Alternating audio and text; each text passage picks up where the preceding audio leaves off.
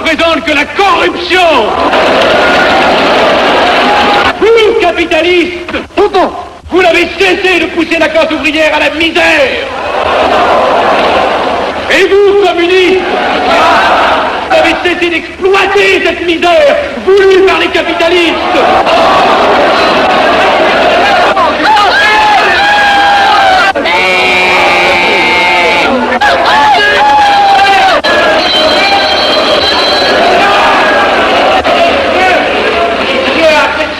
Et vous tous, parlementaires, désuets et périmés, n'acceptez pas le parlementarisme.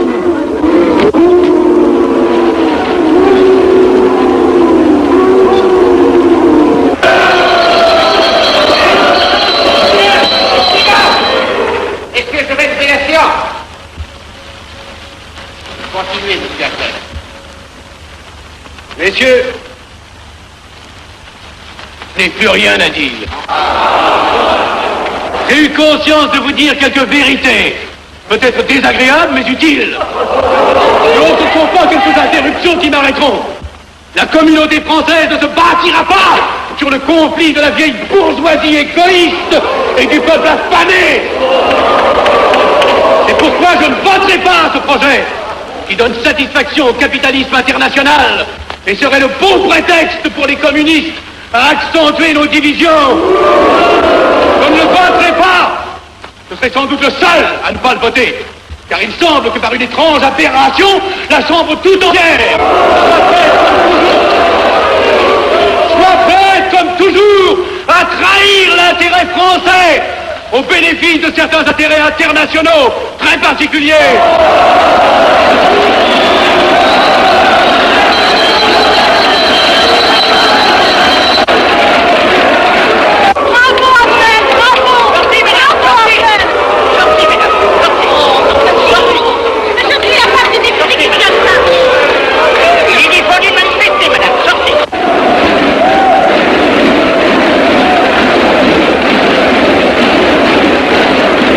Il a du courage, ce petit Appel. Ceux petits nationaux trop puritains nous font perdre notre temps. Il faudrait l'éduquer un peu. De quelle loge est-il? Il n'est pas de chez nous, mon frère Dubois. Tout s'explique. Voilà un garçon intelligent qui a besoin d'une méthode et de conseils. Présentez-le donc.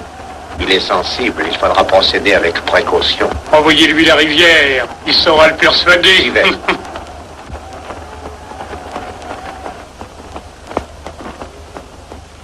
Mon cher vénérable, nous avons un service à vous demander. Enfin, dis donc, je vous suis tout dévoué. Le jeune Avenel qui vient de parler assez brillamment devrait subir les épreuves de l'initiation. La maçonnerie lui apporterait beaucoup et le disciplinerait. Ne croyez-vous pas? J'y pensais déjà. Nous allons nous en occuper activement. Alors, je suis brisé. Comment avez-vous trouvé mon discours? Excellent, vous leur avez dit de fort bonnes vérités. Ouais, ça n'a pourtant servi à rien, ils ont voté le projet. Ça ne sert jamais à rien de dire la vérité. Les gens n'aiment pas la vérité, ils préfèrent de beaucoup les mensonges. Vous êtes cynique. Non, j'ai une certaine expérience politique, déjà ancienne. À propos, voulez-vous venir un peu avec moi? J'ai quelque chose à vous dire. Volontiers.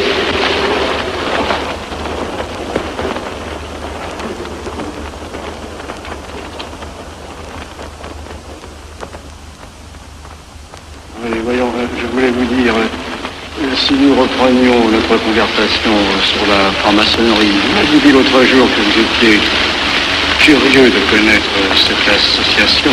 Ah oui, on en dit tantôt du bien, tantôt du mal.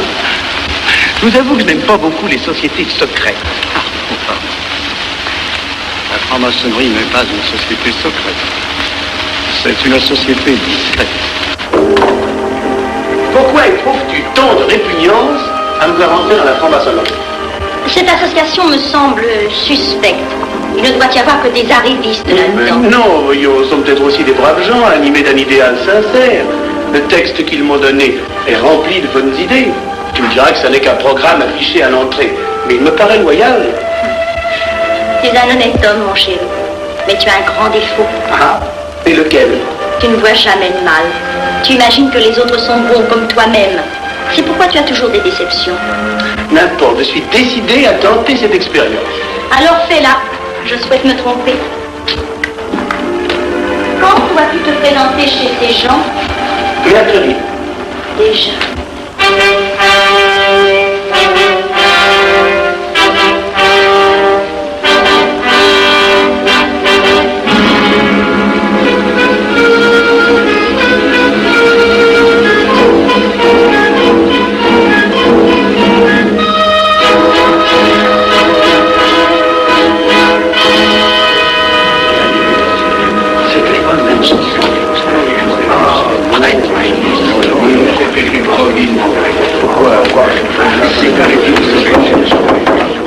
Mes frères, les travaux reprennent force et vigueur. La tenue du comité a voté l'interrogatoire du profane Avnel. Nous allons lire les rapports confidentiels de nos enquêteurs. Pierre Avnel, né en 1902 à Laval, a fait sa première communion. Oh mon frère Valérie, je vous en prie. Mais déclare ne pas pratiquer régulièrement. A même cessé de fréquenter l'église. Très bien.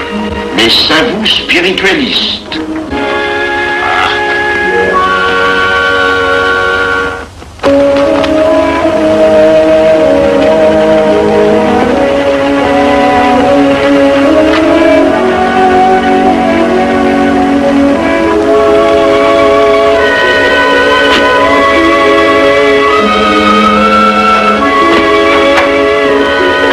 Monsieur, voulez-vous aussi?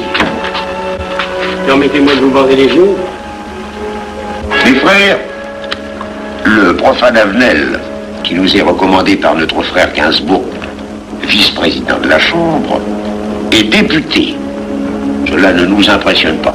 Nous devons surtout examiner ce qu'il pourra apporter à la franc-maçonnerie. Il nous faut des gens qui servent notre ordre et contribuent à sa puissance.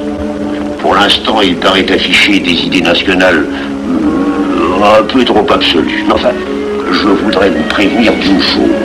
Comme il est de notre intérêt de tenir en main un grand nombre de parlementaires, il vaudrait peut-être mieux ne pas lui poser des questions qui pourraient le choquer.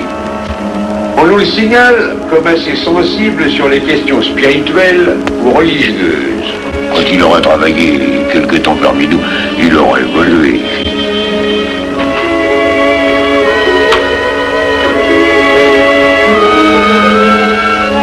Voilà, le silence le plus absolu, mes frères. Qui frappe ainsi régulièrement à la porte du temple? C'est un profane qui demande à être interrogé, vénérable maître. Faites entrer le profane.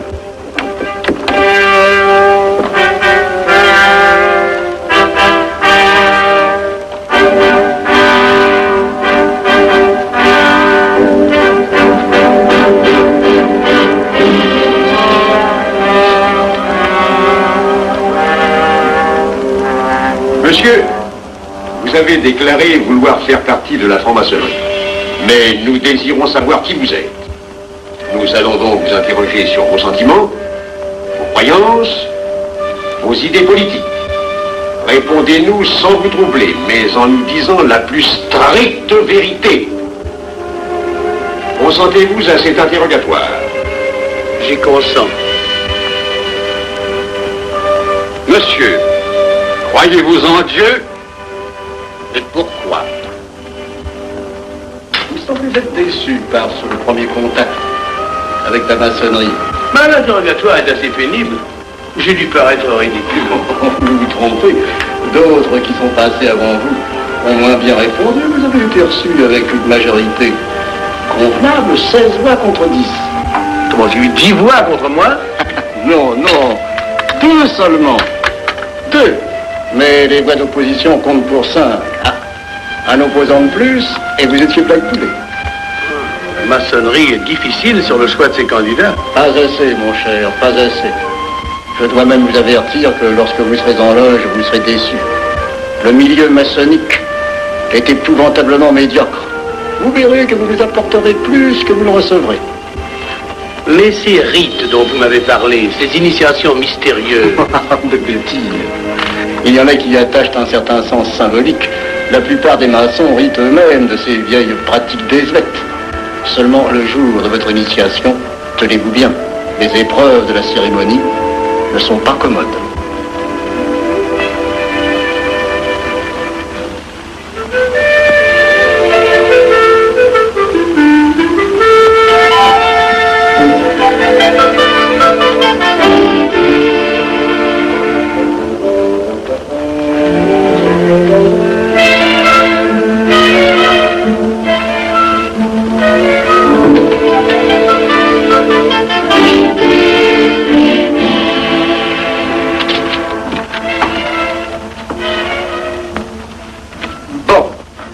Attendez à la buvette, là. On viendra vous chercher.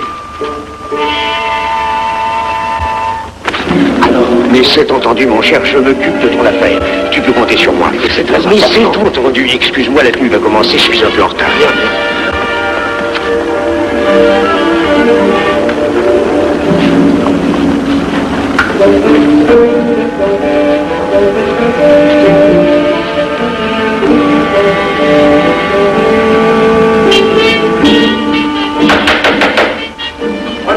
Mes frères, nous allons ouvrir les travaux. Mon frère Durand, veuillez prendre place à l'ordre.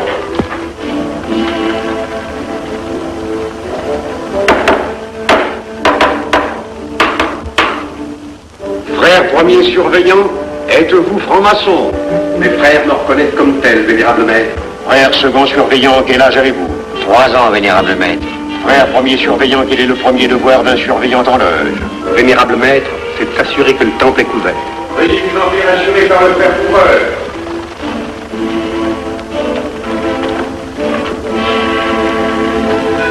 Le temple est couvert, vénérable maître. Frère second surveillant, quel est le second devoir des surveillants en loge? Vénérable maître, c'est de s'assurer que tous les frères présents sont membres réguliers de la loge ou visiteurs connus. Debout, et alors, mes frères. Frère premier et second surveillant, assurez-vous que tous les frères rangés devant vos colonnes sont membres réguliers de la loge ou visiteurs connus.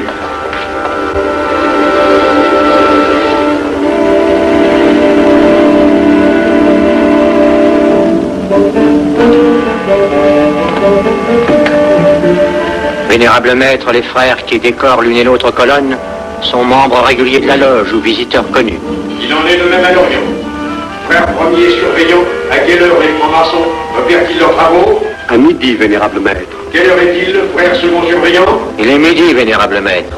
Puisqu'il est l'heure du travail, frère premier et second surveillant, invitez les frères de vos colonnes à se joindre à vous et à moi pour ouvrir les travaux de la respectable loge des enfants de l'univers Orient de Paris, au grade d'apprenti, en la forme accoutumée.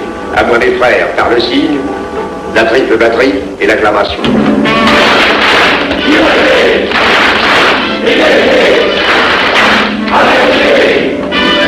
Prenez place, mes frères, les travaux sont ouverts.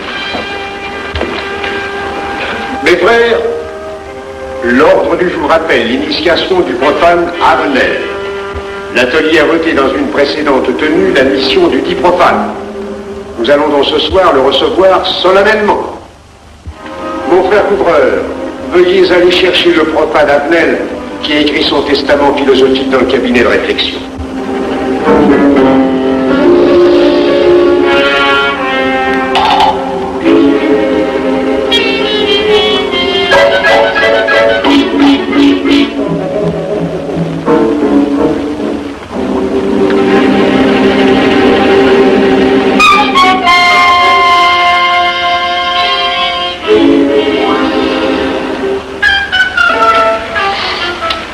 Rigolo leur truc. Monsieur, veuillez me suivre.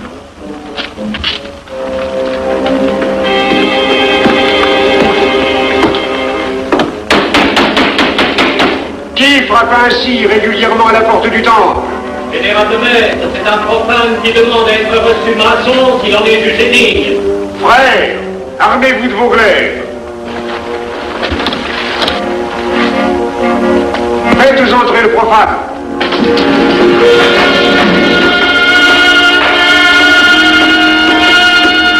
Laissez-vous, monsieur.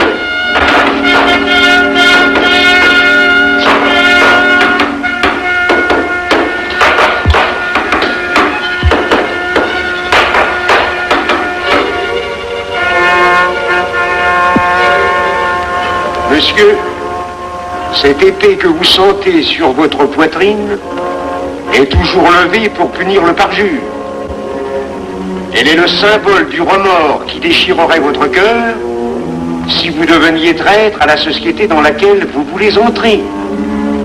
Est-ce de votre propre volonté, en pleine liberté, que vous vous présentez parmi nous? Oui. La franc-maçonnerie est une institution qui ne procède que d'elle-même. Elle prend sa force dans la raison. Persistez-vous toujours dans vos intentions?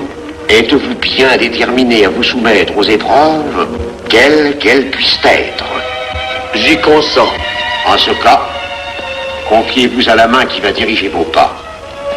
Mais, comme il serait imprudent de s'imposer des obligations dont on ne connaîtrait pas l'étendue, il est de la sagesse de cette respectable assemblée de vous dire quels seront vos devoirs si elle vous admet dans son sein. Le premier est un devoir absolu de secret sur tout ce que vous pourrez entendre et découvrir parmi nous, ainsi que sur tout ce que vous verrez et saurez par la suite. Je dois exiger de vous un serment prêté sur la coupe des libations. Consentez-vous à le prêter? Oui. Frère expert, faites approcher le profane. Et vous, maître des cérémonies, apportez la coupe des serments. Présentez la coupe au profane.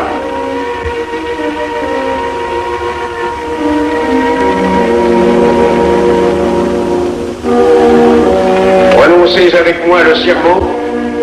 Je m'engage sur l'honneur, au silence le plus absolu, sur tous les genres d'épreuves qu'on pourra me faire subir.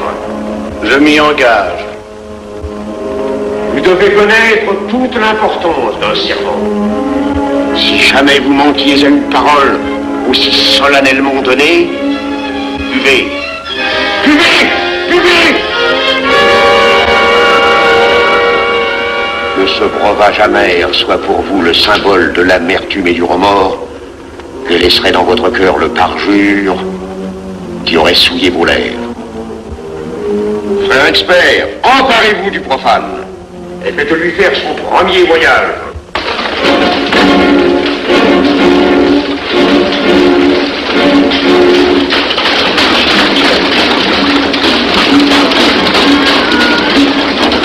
Voilà, c'est un profane qui demande à être reçu maçon. Comment ose-t-il l'espérer? C'est qu'il est libre et de bonne mœurs. Puisqu'il en est ainsi, qu'il passe.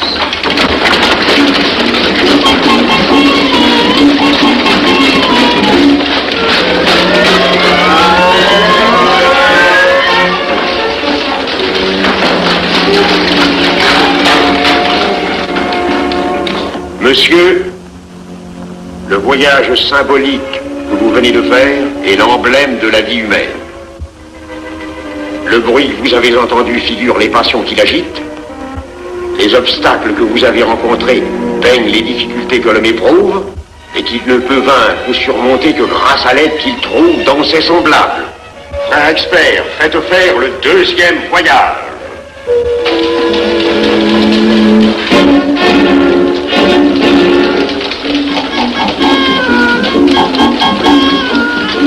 Qui va là? C'est un profane qui demande à être reçu maçon. Comment ose-t-il l'espérer? C'est qu'il est libre et de bonne mœurs. Puisqu'il en est ainsi, qu'il passe et qu'il soit purifié par l'eau.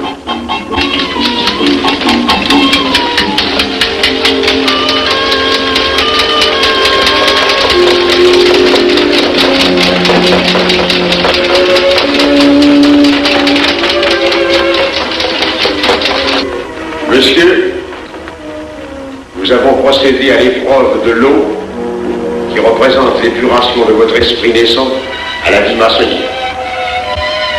Votre cœur doit être limpide comme l'eau pure. Frère expert, faites faire le troisième voyage.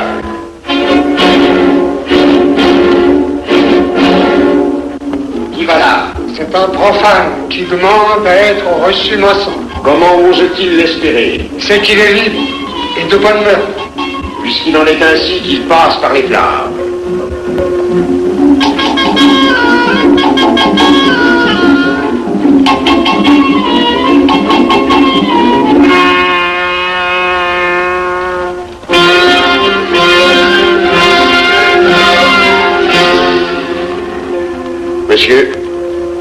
flammes dont vous avez été environnés ont achevé vos épreuves. L'ordre maçonnique dans lequel vous demandez à être admis pourra peut-être un jour exiger que vous versiez jusqu'à la dernière goutte de votre sang pour sa défense et celle de vos frères. Je vais maintenant vous faire prêter serment à la franc-maçonnerie. Frères experts, amenez le profane à l'autel. Mes frères, debout, à l'ordre et lèvez vos mains.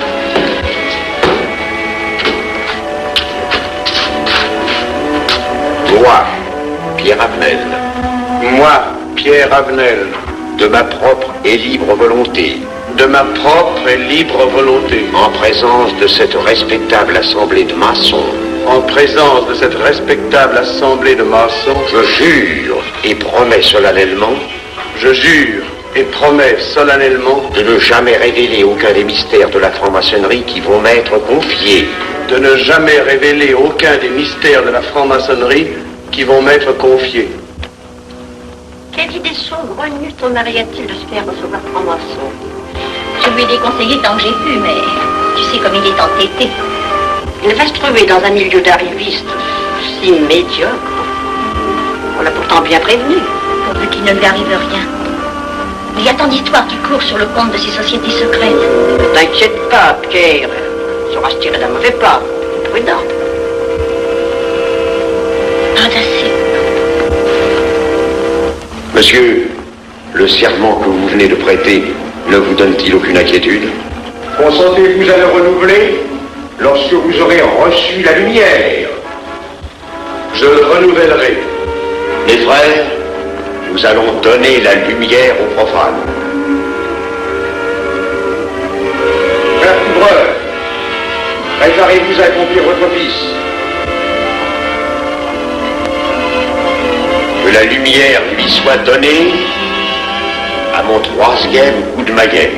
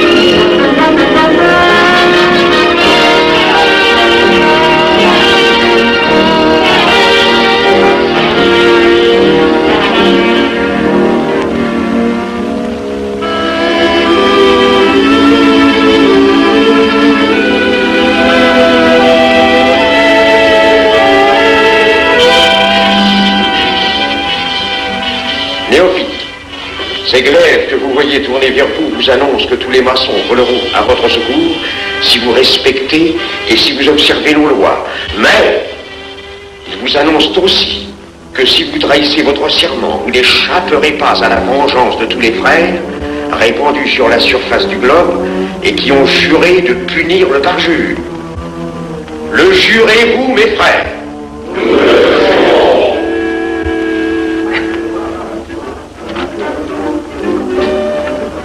Mes frères, à la santé de notre nouveau frère. À votre santé.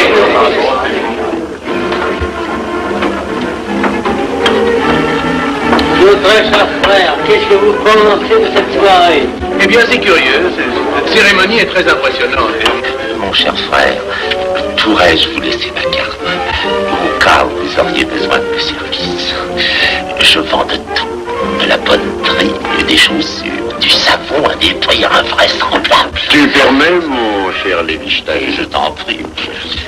Mon frère Avenel, nous allons bientôt vous mettre à contribution. Oui, un de nos amis de notre loge voudrait un bureau de tabac. Le Grand Orient est submergé de monde en ce moment. Avec vous, ça ira peut-être un peu plus vite. Volontiers. Je vous remercie. Ah, dans quelque temps, je vous parlerai aussi d'une autre affaire. Depuis plusieurs années, j'ai droit à la Légion d'honneur. Je Je ne m'en suis jamais occupé, je n'ai pas voulu déranger nos amis pour ça, on leur demande déjà tellement de choses, n'est-ce pas? Vous m'aiderez? À votre service. Merci beaucoup. Alors, on nous revoit. Ah non, pas comme ça. Voyez-vous, des petits coups secs avec le pouce, là, comme ça. Pom, pom, pom. Essayez. Pom, pom, pom. Et ben voilà. Avec ce signal-là, on ouvre toutes les portes.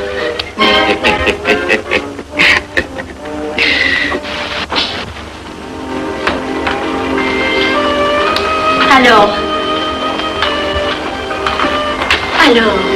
content? Bon. Tu as l'air contrarié. Oh non. Déjà déçu? Pas encore. Tu me raconteras la séance. Ah, j'ai juré de ne rien dire. Même à moi? Écoute, c'était pas ridicule. C'était étrange.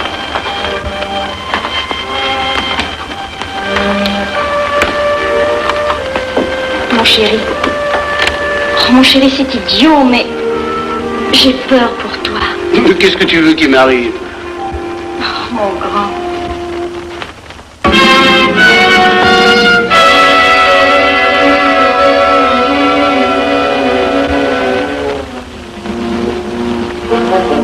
Mon très cher frère Avenel, vous êtes député. J'ai un service à vous demander. Tous les détails sur la philosophie. Mon très cher frère, si vous pouviez m'obtenir cette place, vous me feriez plaisir.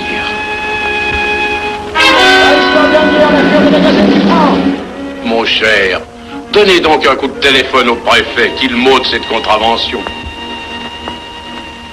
Demandez la liberté, le scandale fascinateur.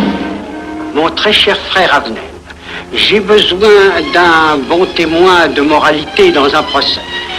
C'est un de nos frères qui passe en correctionnel. Il est bien un peu coupable, mais avec un peu d'appui. Et pour manifester cette solidarité maçonnique, je suis sûr que vous voudrez bien vivre. L'arrestation du banquier Charles Lévy. Le faille des banques coopératives. Un nouveau scandale financier. Il faut l'exclure, c'est une fripouille. Oui, évidemment, c'est une fripouille, mais puisque personne ne le sait, nous pouvons le garder parmi nous. Non! Je comprends très bien vos réactions, mon cher Avenel. Mais tenez, je vais vous citer un exemple. J'ai vécu pendant 20 ans en maçonnerie avec un frère que je considérais comme un escroc. Ben, je n'ai rien dit, parce que c'était un excellent maçon. Nous ne sommes pas du même avis.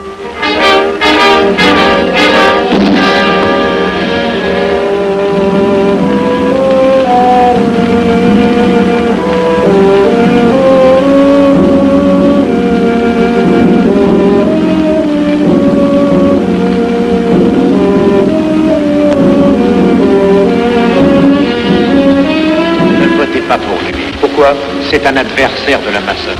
Mais son projet est excellent. Qu'importe, il nous dessert. Vous n'avez pas l'air de mon ami. Non. Non, non et non, je ne ferai pas ce que vous voulez. Un bout de mot de vous conformer à la discipline républicaine. La discipline républicaine et maçonnique. Je sais ce que c'est, allez, c'est une canaillerie. Mon frère, ne laissez pas vos paroles dépasser votre pensée. Oh, ne croyez pas que je sois en colère, non, j'ai tout mon sang-froid au contraire. Et c'est pour ça que je ne voterai pas cette loi inique. Détruisez ce pays en l'empoisonnant doucement.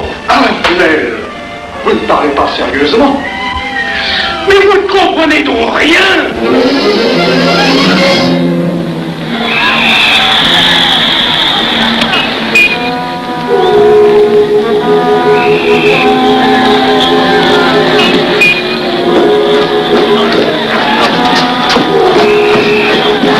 Que se passe-t-il? Regardez. Mais calmez-vous, mon vieux. Ce n'est rien. Rien.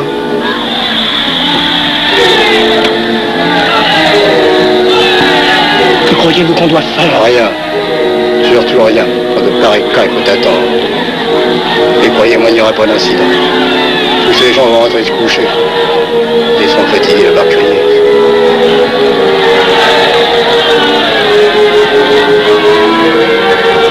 Qu'en pensez-vous, Avenel? Je voudrais être avec eux, place de la Concorde. Vous ne parlez pas sérieusement? J'ai pas envie de rire.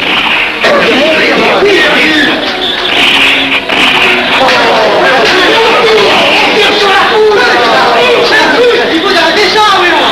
Mais surtout, il faut arrêter ça.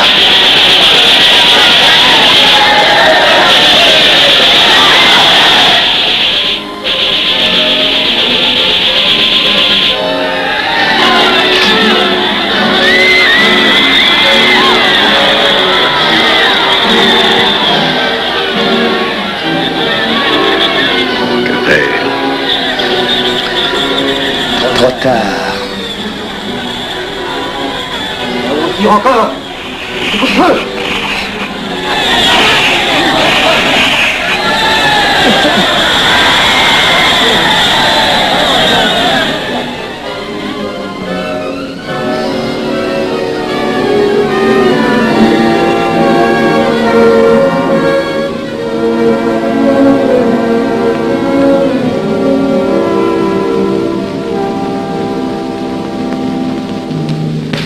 Messieurs, nous avons établi définitivement la liste des membres de la commission d'enquête. Tout le monde est bien d'accord pour la soumettre au vote de la Chambre. Pas d'objection? Le projet est accepté à l'unanimité. La séance est levée.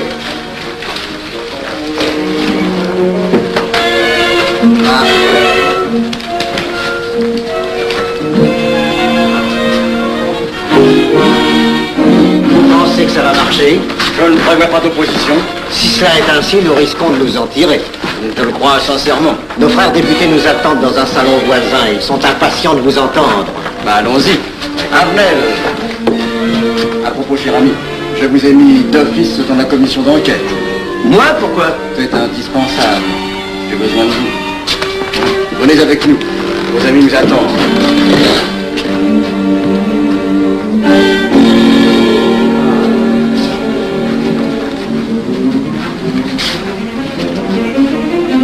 Mes frères, puisque nous sommes entre nous, je puis vous dire bien confidentiellement que nous allons traverser ces événements graves sans trop de dommages. La commission vient d'accepter tout à l'heure les listes que nous avons proposées pour la commission d'enquête. Beaucoup de nos adversaires en font partie, mais dans l'ensemble, les maçons sont encore en majorité. Rassurez-vous donc, ni la République ni la maçonnerie ne sont perdues. Elles ont traversé une crise grave. Elles sortiront renforcées de cette épreuve. Merci.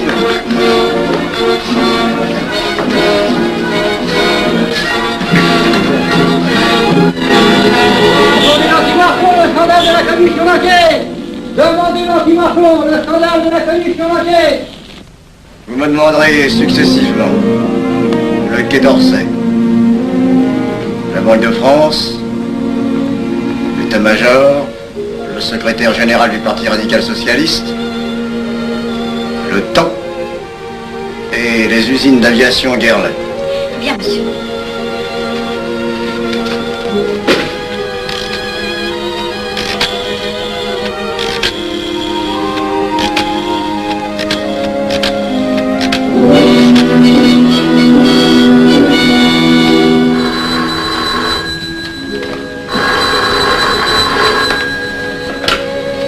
Allô, le chef de cabinet du ministre.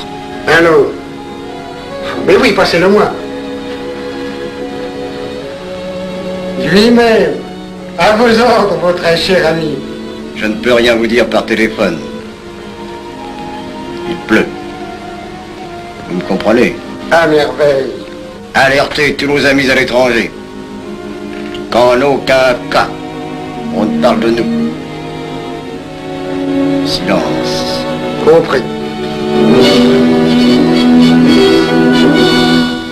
Allô, ici Général Maisonnat. À vos ordres, mon cher Larivière. Je compte sur vous, mon cher général, pour que l'armée ne varie pas politiquement. Elle doit rester divisée, avant tout. Ne craignez rien, j'ai déjà procédé à des changements importants. Tous les officiers suspects d'être contre nous ont été éloignés de Paris et séparés les uns des autres. Mes frères, il est indispensable de franchir cette mauvaise passe. Il ne faut pas trop de mouvement de bourse. N'est-ce pas, mon frère sous-gouverneur? Nous maintiendrons la monnaie. La presse de droite doit essayer d'attaquer la presse de gauche. Pendant quelque temps. Pour donner le change. C'est entendu.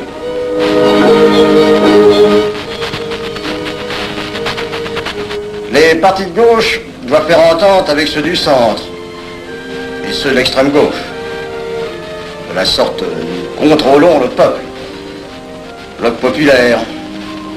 Mieux. Front populaire. Bien. Quant à vous, mon cher Garlet, j'ai reçu ce matin une communication de l'étranger. On nous demande d'envoyer immédiatement du matériel d'aviation en Espagne, moyennant quoi nous aurons tous les appuis politiques nécessaires. Même nos prototypes. Surtout nos prototypes.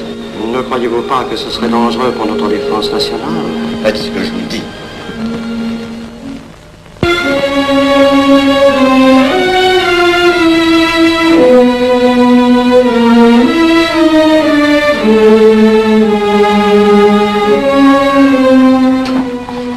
Monsieur Adnel, faites entrer. Ah, bonjour, cher ami. Comment on va? Bien, merci. Ah, je vous ai fait appeler. Que se passe-t-il? On ne vous voit plus. Vous le boudez? Oh non. Cigarette. Non, merci.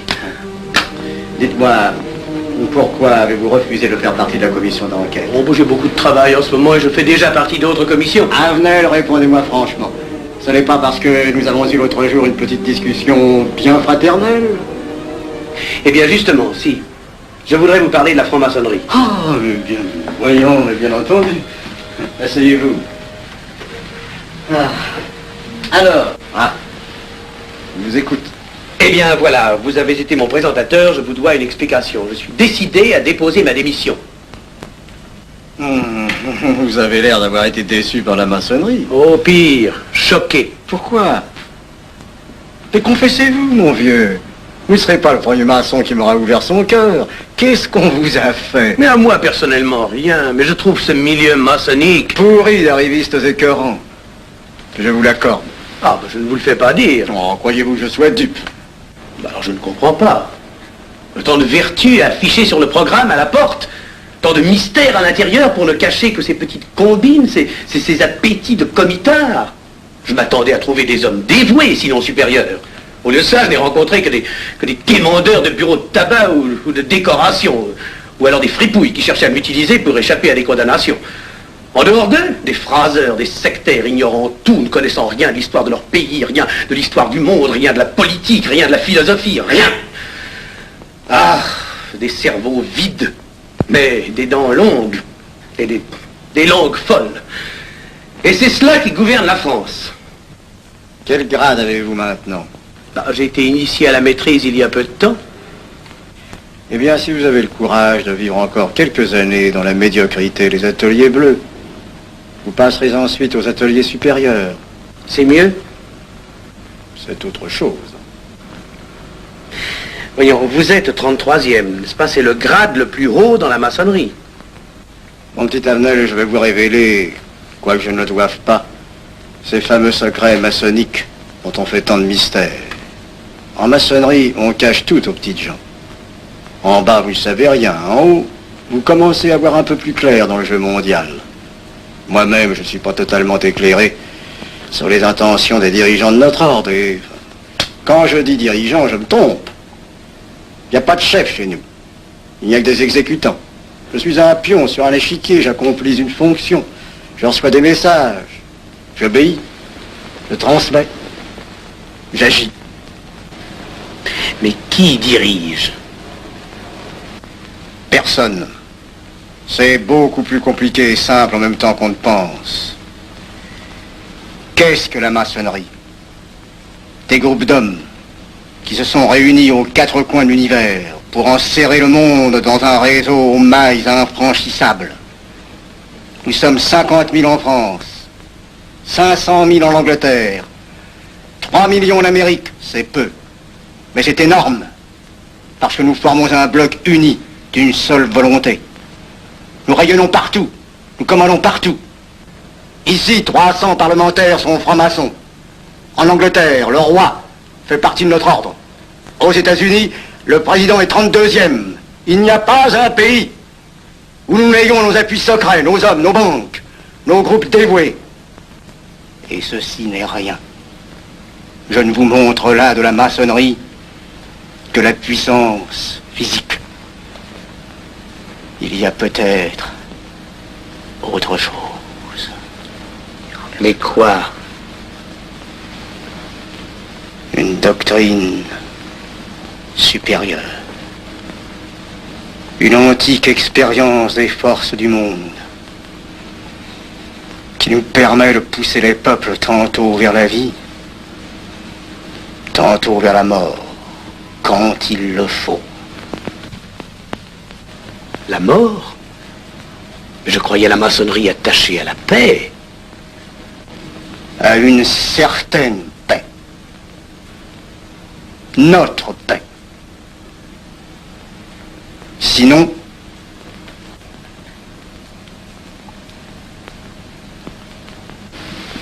alors, cette démission, je vais réfléchir.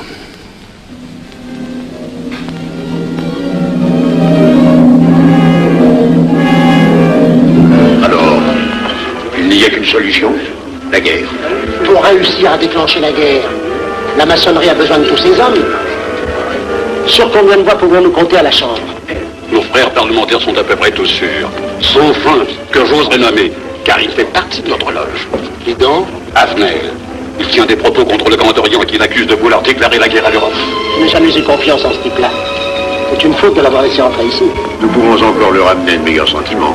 Doute que vous réussissiez. Qui sait? Nous avons peut-être les moyens pour ça.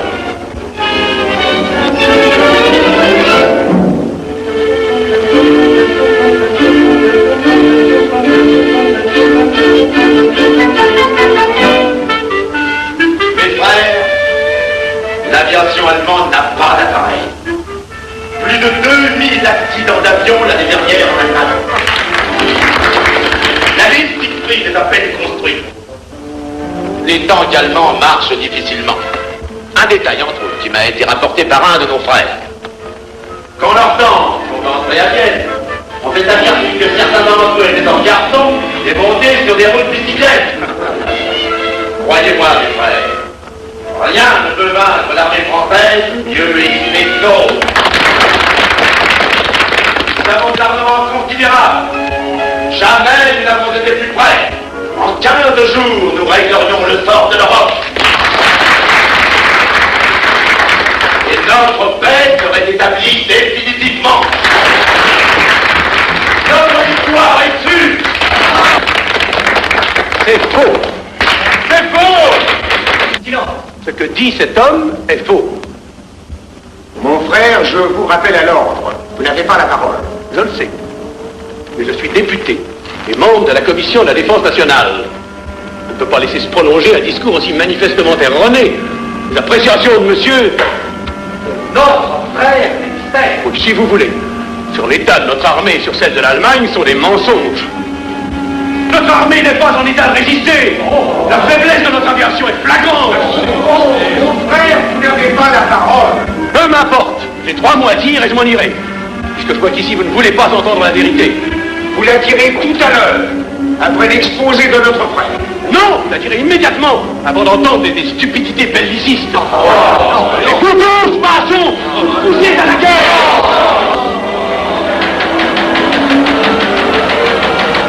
Nous n'avons pas d'armes modernes, pas d'avions, pas de chars, pas de morale surtout.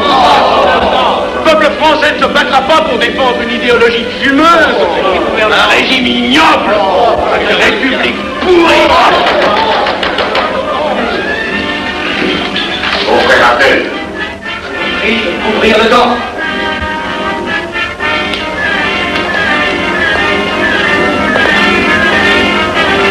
vous êtes tous des menteurs et des faussaires. Tout chez vous n'est qu'une sinistre comédie.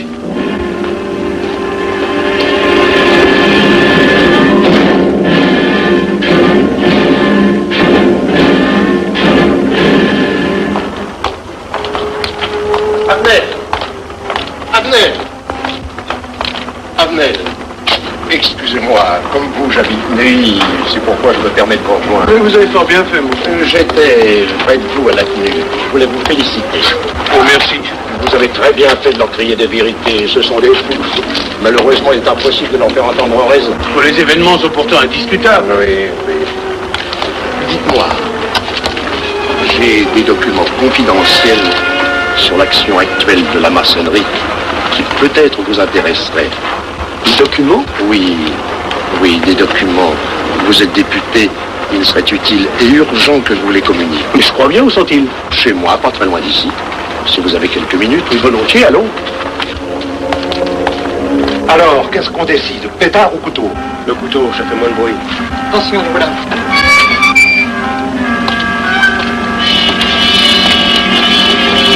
Un instant, je vais voir si...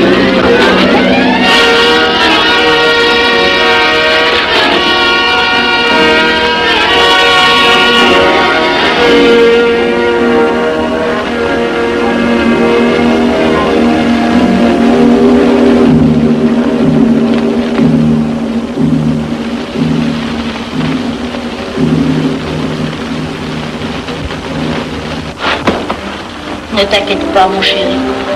Tu guériras tout. Le docteur a dit maintenant que tu étais sauvé, à condition d'être sage.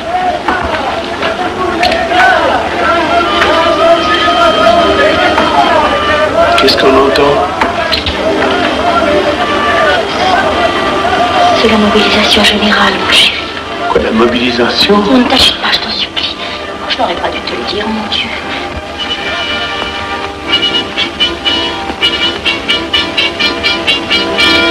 T'en fais pas, mon chéri. Tu reviendras vite.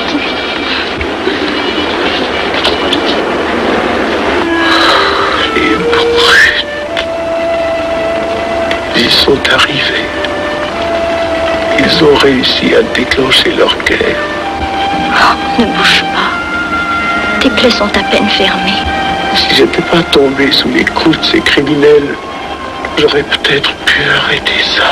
Mais non, tu n'aurais rien pu empêcher, mon chéri. Ces hommes sont plus forts que toi. Ils ne t'auraient pas manqué.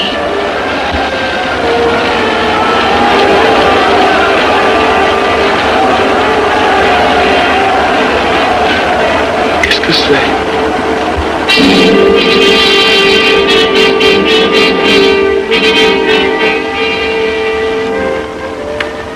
Les malheureux.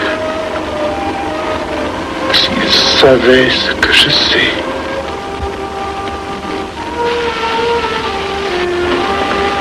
Mes frères, nous pouvons affirmer en toute sérénité que la franc-maçonnerie universelle a présentement atteint son but. Cette guerre qui est la nôtre est déclarée. Elle doit aboutir au triomphe de notre ordre. Il importe que le monde soit définitivement gouverné selon nos méthodes et par nos idées. Debout et alors. Frère premier surveillant, à quelle heure ferme-t-on les travaux? À minuit, vénérable maître. Quelle heure est-il, frère second surveillant? Minuit, vénérable maître. Puisqu'il est minuit et que nous avons accompli notre œuvre, je déclare les travaux clos avant toute baguette. Retirons-nous en paix, mes frères, sous la loi du silence.